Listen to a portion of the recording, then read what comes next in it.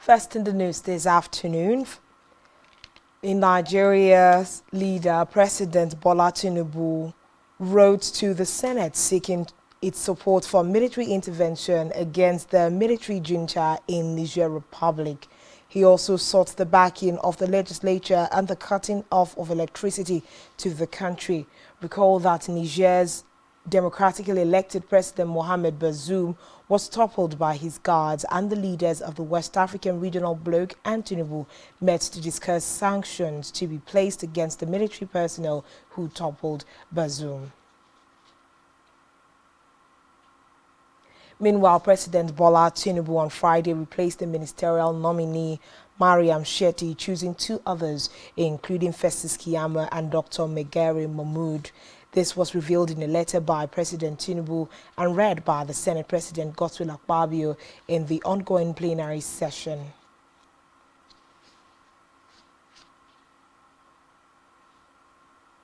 In the meantime, President Bola Tinubu within the week called on the people of Kogi West Senatorial District to maintain peace and unity ahead of the forthcoming gubernatorial elections in the state. Speaking at a meeting with leaders of Okun Development Association led by Michael Ikbulati at the presidential villa, the president assured them of his commitment to look into their concerns regarding marginalization and the need for fair representation in governance of their state. According to a statement by the President's Special Advisor, Ajuri Ngele, the delegation had expressed their unwavering support for the Tinubu administration and requested the President backing for Kogi West Senatorial District to have an opportunity to produce the next governor of the state. They emphasized that they would be the first time the district will have a chance to produce the governor in 27 years since the state's creation in 1991.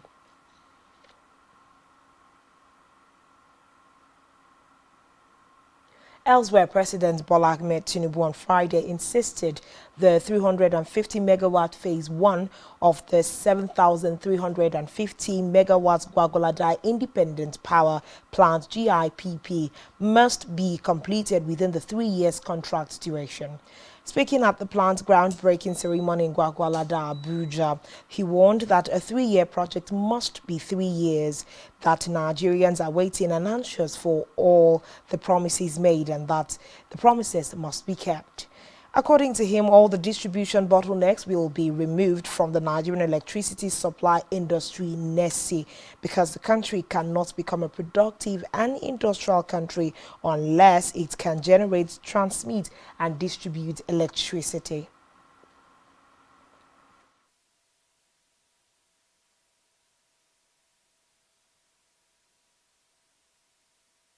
Form a productive and industrialized economy. We cannot tackle poverty and create thousands of jobs, highly paying manufacturing jobs, unless we can generate and transmit and distribute reliable electricity. To accelerate our economic growth, we must remove every obstacle on our way to progress. That this project is taken off so early in the lifetime of this administration to serve as a notice to the residents of Abuja and indeed to all Nigerians of our determination to bring positive change to this. Away from that, developments amidst controversies trailing behind the launch of the new Nigeria Air. Fresh indications have emerged that the airline will commence flight operations in October this year. This development was disclosed by Ethiopian Airlines Chief Executive Officer Mesfin Tessiu in an interview with newsmen. According to reports, the new carrier was first unveiled in 2018 during a Farnborough International Air Show, London. But in May 2023, Nigeria's former aviation minister Hadi Sirika launched the air carrier 48 hours before the end of his administration with an aircraft, a development which created a significant uproar nationwide. However, Tessiu during the interview said the airline will begin operation with 2 wide-bodied planes and 6 narrow-bodied aircraft. Away from that, the federal government has directed the chief medical directors and medical directors in the federal tertiary hospitals to implement the no work, no pay policy on the striking members of the Nigerian Association of Resident Doctors, NARD. The federal government also directed the hospitals to maintain an attendance register for all resident doctors willing to work. The letter, which was signed by the Director of Hospital Services, Dr. Andrew Noah, was written by the Federal Ministry of Health and addressed to the CMDs and MDs of all FTHs in the country. Reacting to the letter, the Secretary General of NARD, Dr. Kelechi Chikezie, said the directive was not unexpected, adding that NARD will meet with relevant leaders of the association to take a position on the policy. In a separate development, the Nigeria Labour Congress (NLC) within the week issued an ultimatum to the federal government to withdraw a lawsuit filed against the organized labor. It said it would commence the nationwide strike on August 14, 2023, should the Federal Ministry of Justice fail to withdraw the lawsuit. The NLC made the decision during its National Executive Council meeting, which was held in Abuja. According to a statement signed by the National President Joe Ajaero, the Ministry of Justice and National Industrial Court have continued to allow themselves to be used as agents of anti-democracy. The center noted that though it agreed to suspend protests based on its meeting with the president, it will embark on a nationwide strike starting from the 14th of August 2023 should the government fail to withdraw the lawsuit filed against it. From the Green Chambers, a member of the House of Representatives, Oluwole Oke, on Thursday petitioned President Bola Tinubu over alleged constitutional violations in the office.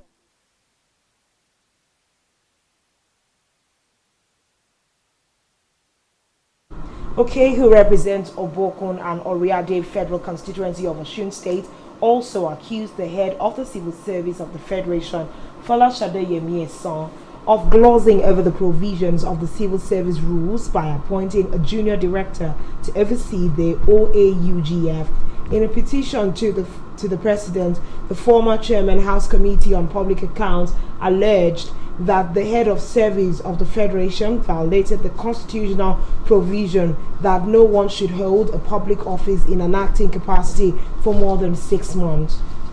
According to him, the situation in the office of the Auditor General of the Federation has affected the transmission of many annual audited reports of ministries, departments and agencies of the federal government to the National Assembly, because the acting Auditor General lacks the power to sign such reports. He also noted that the development has hindered the Public Accounts Committee from performing some of its core duties.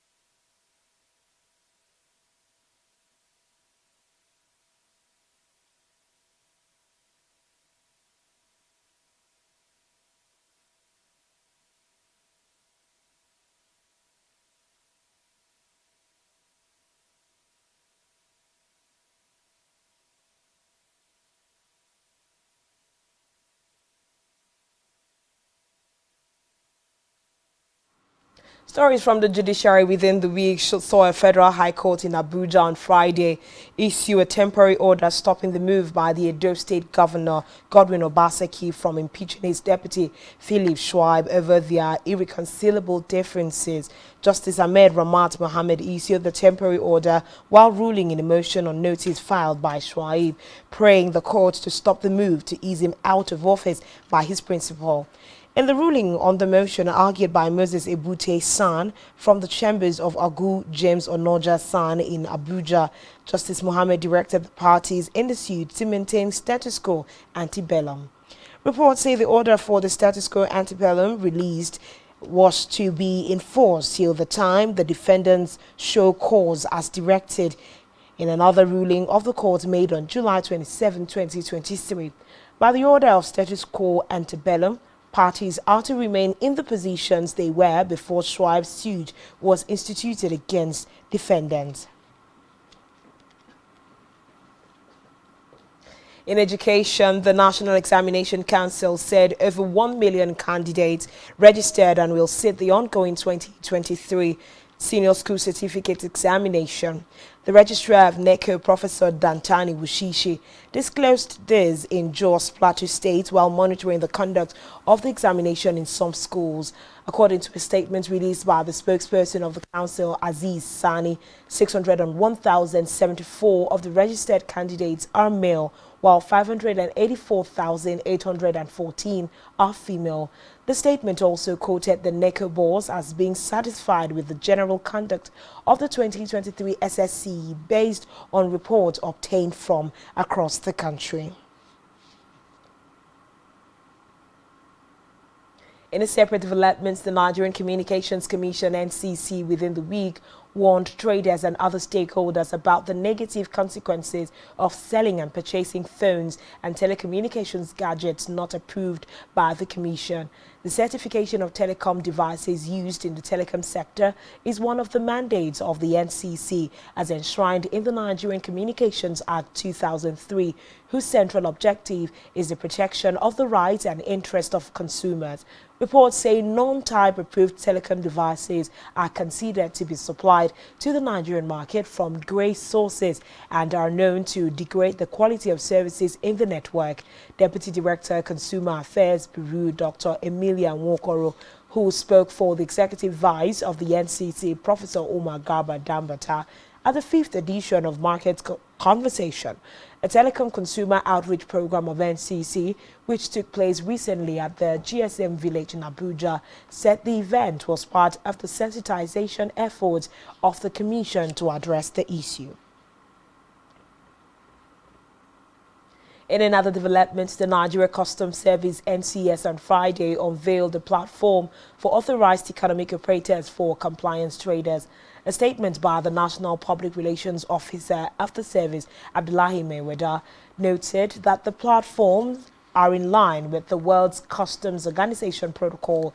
In the statement, the Acting Comptroller General of Customs Adewale Adeniyi disclosed that the platform is protected by the new Nigeria Customs Service Act of 2023 and will be designed to systematically identify tolerable risk affecting the importation of legitimate goods into Nigeria. Adeniyi re-echoed his commitment to tackling the challenges bedeviling trade facilitation in Nigeria, adding that the platform will strengthen the mutual recognition between the service and stakeholders. Meanwhile, within the week, the Police Service Commission (PSC) and the Nigeria Police Force agreed to set up joint committees to resolve operational differences between the two agencies. This was contained in a statement signed by the Head of Press and Public Relations (PSC) Ikechukwu Ani in Abuja.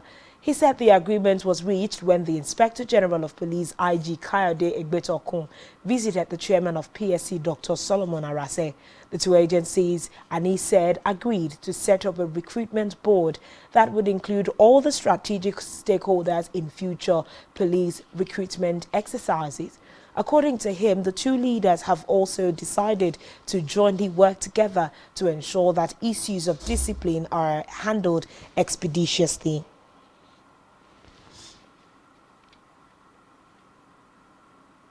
In Akwa Ibom State, the state governor, Pastor Moino, on Friday commiserated with the member representing Etinan Federal Constituency in the National Assembly, Obong Paul Ekpo, and his family on the demise of their wife and mother, late Vivian Paul Ekpo.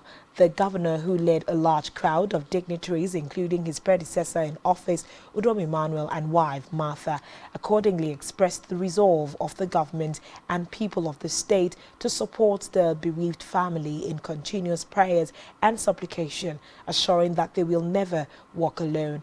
In a condolence message he personally delivered during the funeral ceremony at Comprehensive Secondary School ground in Kanaiman, Etinan, Governor Eno described late Vivian as a fulfilled woman, having accomplished as an educationist and evangelist who won souls to expand the kingdom of God, impacted lives, and also remained a pillar of support to her husband through his strides in public service.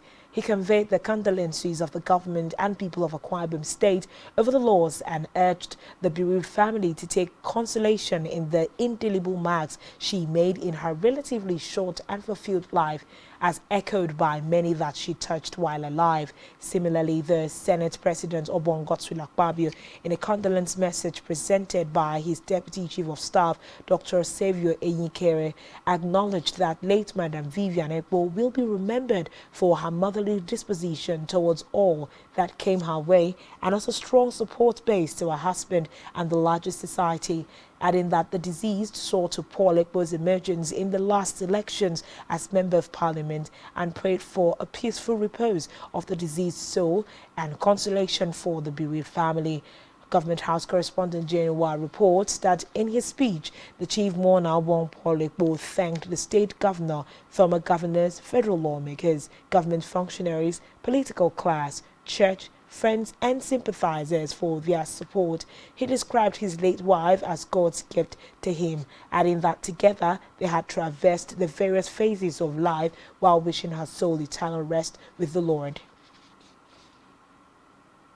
Still in Akwa Ibom State, a senior nutrition advisor with Center for Clinical Care and Research Nigeria, Celia Tev, within the week called on both private and public organizations to adhere to essential maternity rights of workers to enable pregnant women take maternity leave for a minimum of 18 weeks. Speaking with Spectrum Television on the 2023 theme for the World Breastfeeding Week, Let's Make Breastfeeding and Work Work, Tev said the theme focuses on breastfeeding and work to provide a strategic opportunity to advocate for maternity rights that support breastfeeding for at least 6 months. The nutrition advisor, while stressing on the importance of breastfeeding to a mother, child and family, solicits governments to make available policies that will help in supporting maternity rights in workplaces to ensure that women are given basic maternity provisions. The World Breastfeeding Week is celebrated annually from August 1 to August 7 with the aim of informing, anchoring, engaging and galvanizing action on breastfeeding and related issues.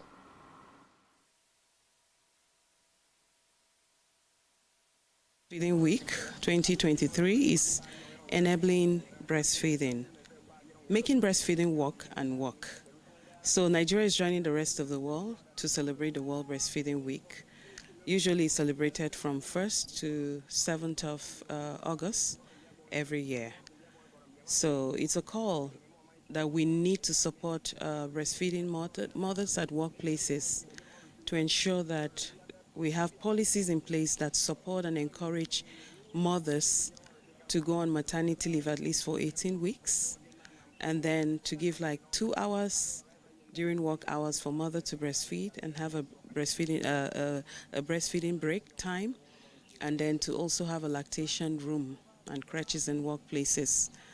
We're encouraging that policies should be in place to support mothers to breastfeed for 6 weeks, for the period of 6 months with a paid maternity leave. All right, the government needs to play this part, but supporting the policies, just like I mentioned earlier.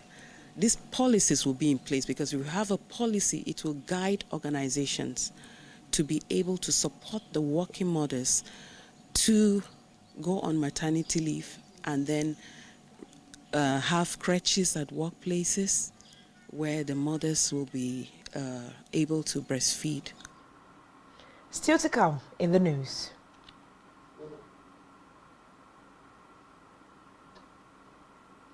U.S. economy adds fewer jobs than expected. Stay tuned for details of this and more after this time out.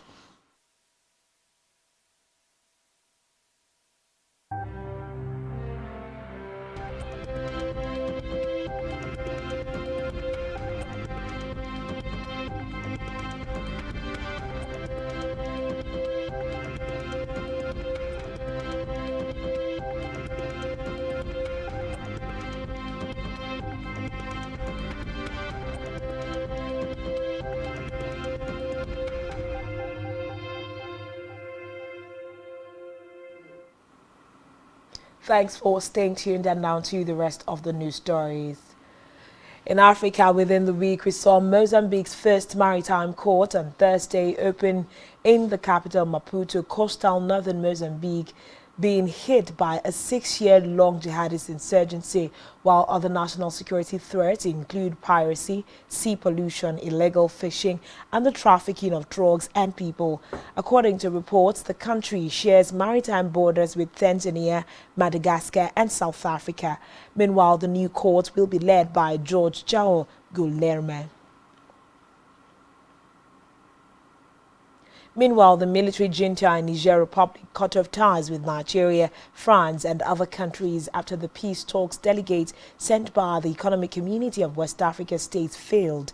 According to reports, the delegation from the ECOWAS arrived in Niamey with the aim of establishing a dialogue with the junta in order to obtain the return to a constitutional order. The first contacts on site were positive, but at the end of the evening, the CNSP spoke through the voice of Colonel Major Amadou Andaman, the same who spoke on July 26 when the soldiers announced that they had overthrown President Mohamed Bazoum. In a related development, Benin's foreign minister has said diplomacy should be preferred solution to the coup in Niger, while pledging Cotonou's full support for West African bloc ECOWAS' efforts to resolve the crisis. It would be recalled that the Economic Community of West African States ECOWAS, chaired by Nigeria, had imposed tough sanctions on Niamey, but also sent a delegation Thursday to meet junta representatives after Niger's military removed elected President Mohamed Bazoum on the 26th of July. Meanwhile, ECOWAS, whose delegation failed to meet with the coup leader Abdurrahman Tiani, has given the military rulers until this week to put Bazoum back in post and warned it could otherwise intervene. But the junta responded it would respond with force. Still in Africa, after 18 years of operating in Kampala, the United Nations Human Rights Mission will close because the Ugandan government has ended its mandate. Reports said sub-offices in Gulu and Moroto in northern Uganda have already closed. It comes after Uganda passed some of the world's harshest anti-LGBT laws against the advice of local and international rights groups, including the United Nations. In a statement on Friday, UN High Commissioner for Human Rights Volker Turk said he was urging the government to ensure Uganda's national human rights body can function effectively and independently as the main body tasked with human rights oversight in the country.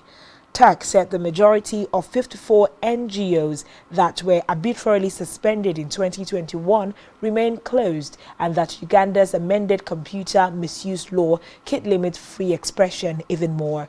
He also expressed deep concern about the run-up to elections in 2026, saying human rights defenders, civil society actors and journalists in Uganda were operating in an increasingly hostile environment. Meanwhile, Ethiopia's government within the week declared a state of emergency following days of clashes in the Amhara region between the military and the local Fano militia men. Reports say the statement by the country's Prime Minister Abiy Ahmed announcing the state of emergency did not say whether it applied only in Amhara or across the country. According to reports, the declaration gives the government the power to ban public gatherings, make arrests without warrants, and to impose curfews. In the meantime, Zimbabwe's President Emmerson Mnangagwa has inaugurated a Chinese-funded power station that he said would go a long way in easing power shortages ahead of national elections. Mnangagwa, aged 80, who is seeking a second presidential term on August 23rd, launched the 600-megawatt coal-fired power plant, reassuring voters that the plant will boost the state of the economy. Addressing supporters at a local stadium after the opening, Mnangagwa said the new plant would be a critical enabler of development, adding that Zimbabwe was open for business. In developing countries, energy is a critical enabler for any development, for any modernization. In developing countries, energy is a critical enabler for our industrialization. So today, I'm wondering, I came here in 2018 and this was just planned when we did the groundbreaking, and I can't even remember. On the foreign scene, China has executed a South Korean national for drug trafficking, a sentence occurring for the first time on a citizen of that country in almost a decade. Chinese Foreign Ministry revealed this on Friday, quoting a court in the southern Chinese city of Guangzhou as saying, lawfully pronounced a verdict and executed the South Korean defendant for drug trafficking. An official from Seoul's foreign ministry confirmed to reporters on Friday that the death penalty was carried out for a South Korean citizen who was sentenced to death for selling drugs in China. Meanwhile, Russia within the week handed jailed opposition leader Alexei Navalny 19 years behind bars on extremism charges, cementing a crackdown on voices critical of the ruling elite. The heavy sentence, against Navalny, who had mobilized massive protests in the latest in a string of lawsuits against the high-profile activists and ordinary Russians who have protested Russia's intervention in Ukraine. According to journalists who watched the court session in a press statement, Center at Navalny's prison said the 47-year-old smiled as the judge read the verdict and hugged another defendant before the grainy transmission court.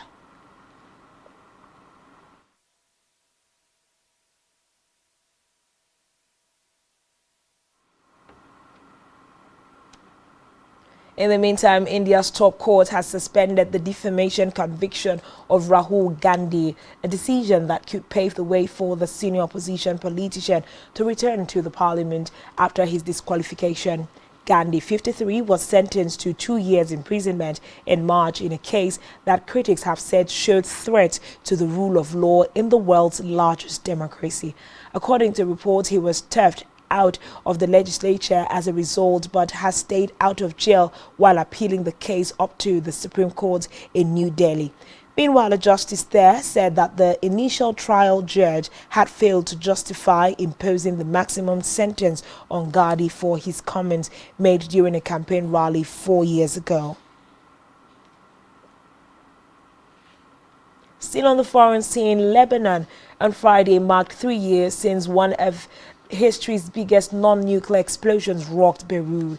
Yet, nobody has been held to account as political and legal pressures suspend the investigation.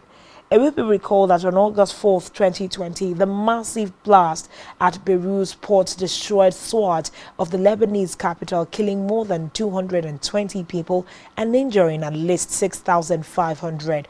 Authorities said the disaster was triggered by a fire in a warehouse where a vast stockpile of industrial chemical, ammonium nitrate, had been haphazardly stored for years. 3 years on, the probe is virtually at a standstill, leaving survivors still yearning for answers. Elsewhere, Republican presidential candidate Chris Christie met with Ukrainian President Volodymyr Zelensky during an unannounced trip to Ukraine on Friday. The former New Jersey governor also visited battle-torn areas of Moscow and Bucha. He told reporters traveling with him that he came to the country because he wants Americans to see what he sees, so their resolve to support Ukraine continues. Meanwhile, the former New Jersey governor has defended U.S. support for Ukraine and, in a town hall, said U.S. support was necessary to counter the influence of adversaries like China and Russia. He also slammed his 2024 rival, former President Donald Trump, earlier this year for refusing to say whether Ukraine should win the war against Russia.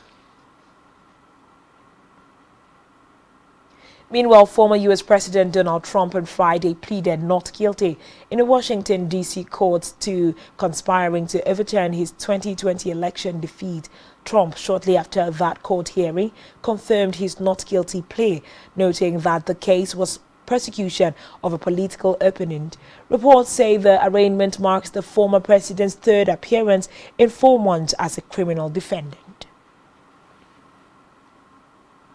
Still on the foreign scene, a Ukrainian official, Natalia Humeniuk, has said that attacks on an oil storage facility in Russian-occupied Crimea are inevitable. Humeniuk, who is the spokeswoman for the Ukrainian military in the south, said that there is a general knowledge of a massive oil storage facility in Feodosia, where large reserves can be stored for the Black Sea Fleet. According to her, it is clear that Russians will defend the area and its logistics are concentrated to some extent in the areas.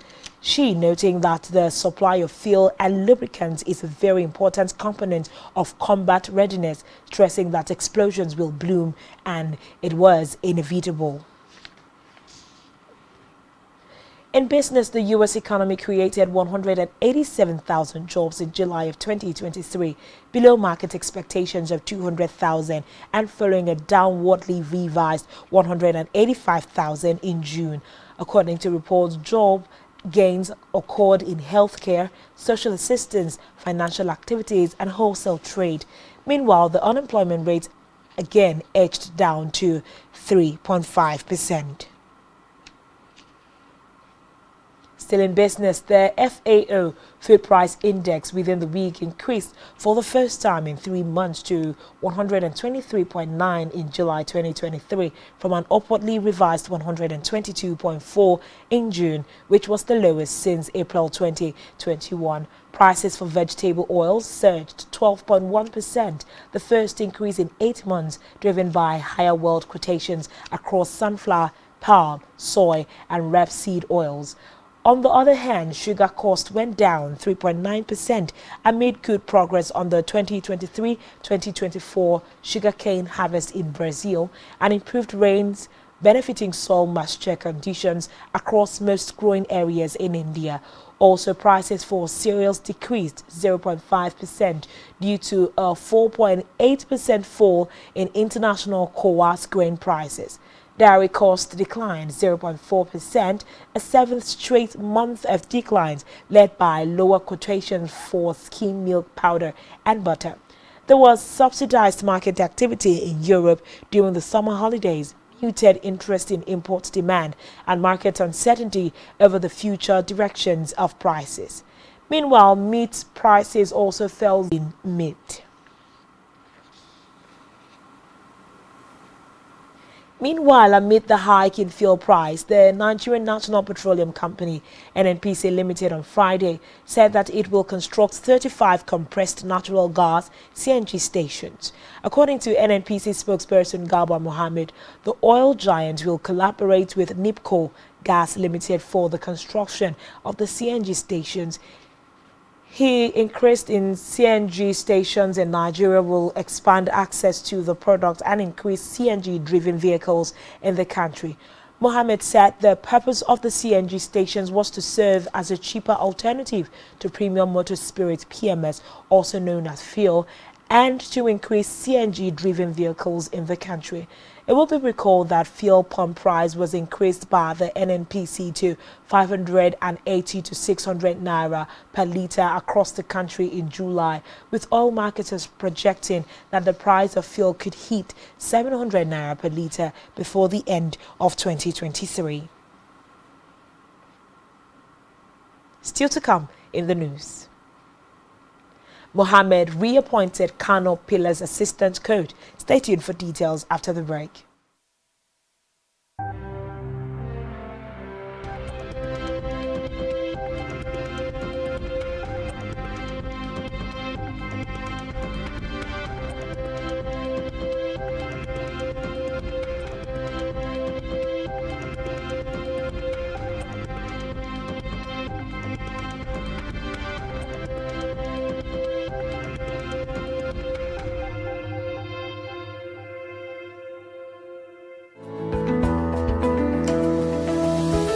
Business exists only to meet the needs of the people, but there's an extra advantage if your product and services are pitched on a platform that gives you the added advantage over your competitors. For your desired return on investment and so much more, advertise on Spectrum Television, on StarTimes DTH Channel 421 and on free-to-air with a frequency of 12733. Spectrum Television, broadening your horizon.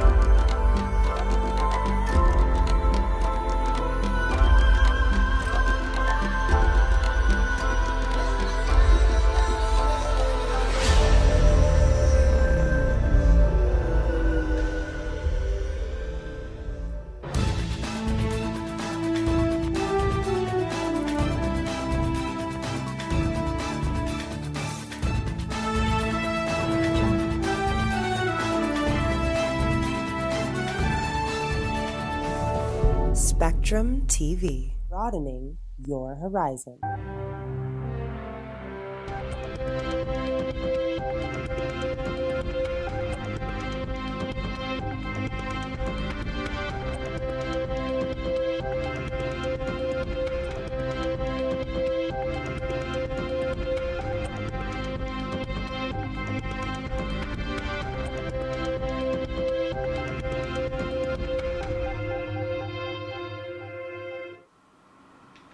Thanks for staying tuned. To conclude the news within the week, we look into the health sector, where medical doctors in Ondo State, under the aegis of Nigerian Medical Association, called on the state government to pay their members their hazard allowances.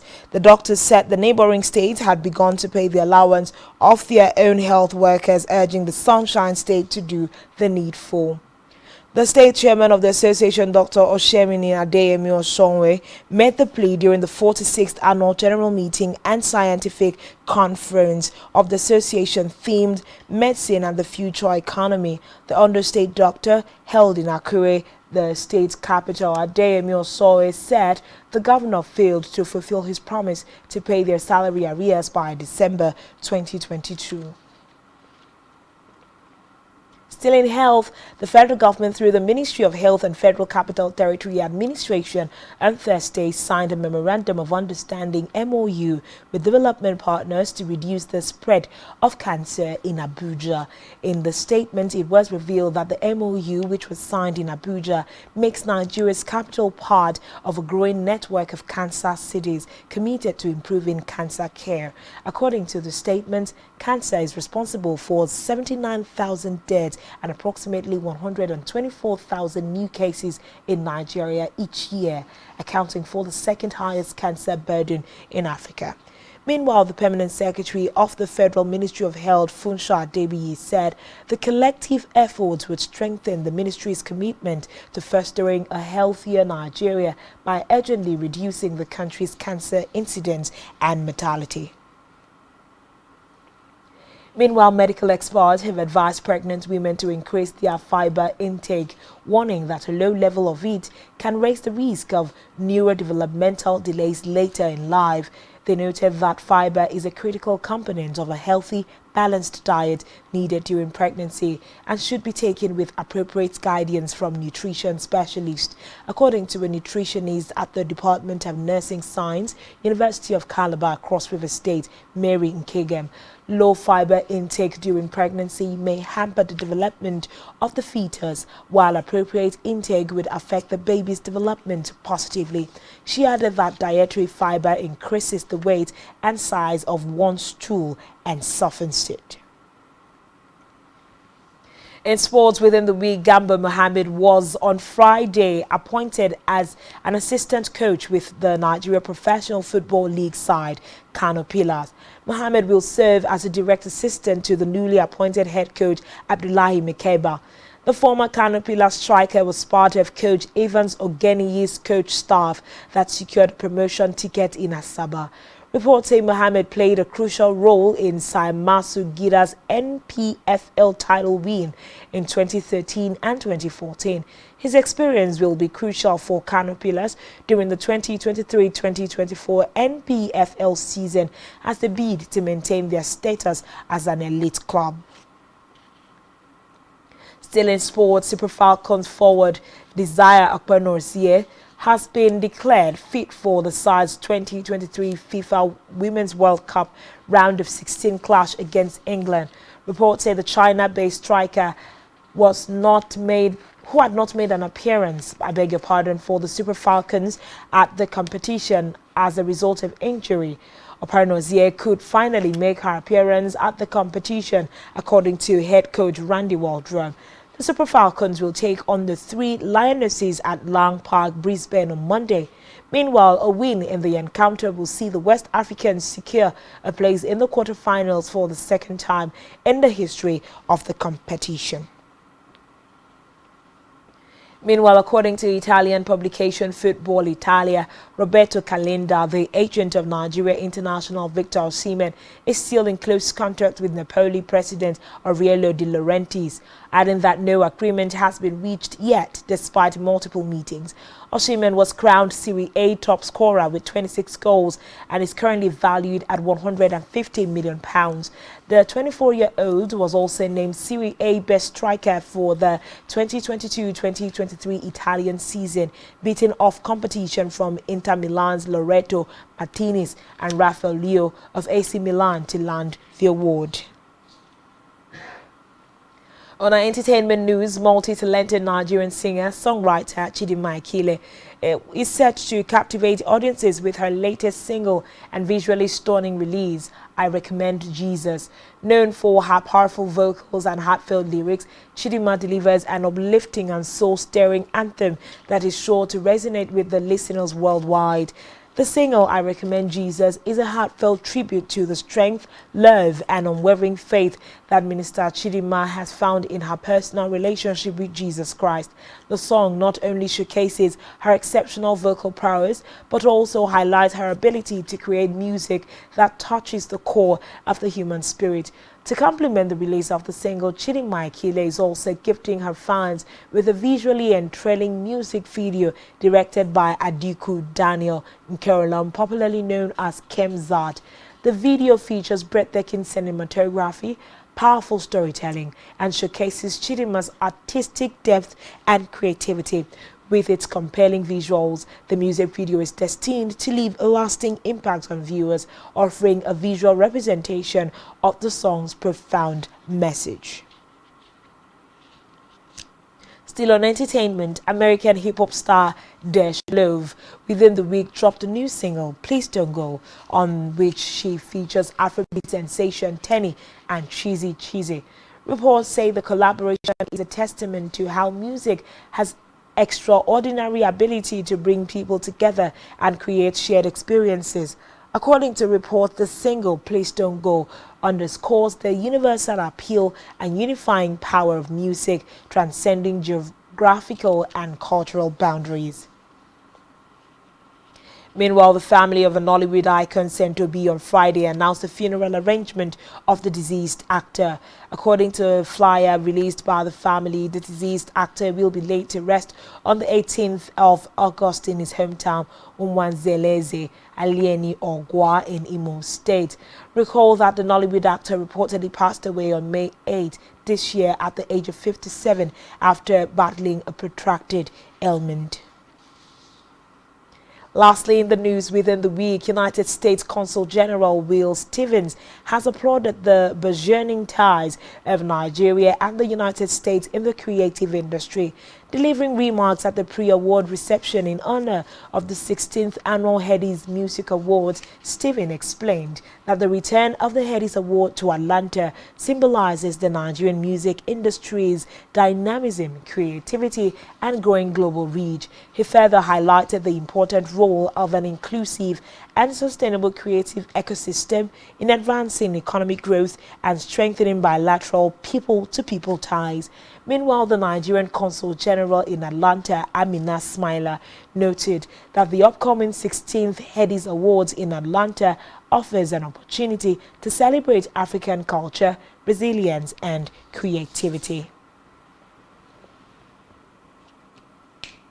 And that's how we have for you as a recap of news stories within the week. Do well to follow us across all social media platforms, all of which you can find on SpectrumTv.nj. This has been the news this week. My name is Uyai Anekan. Enjoy the rest of your weekend. Happy Sunday.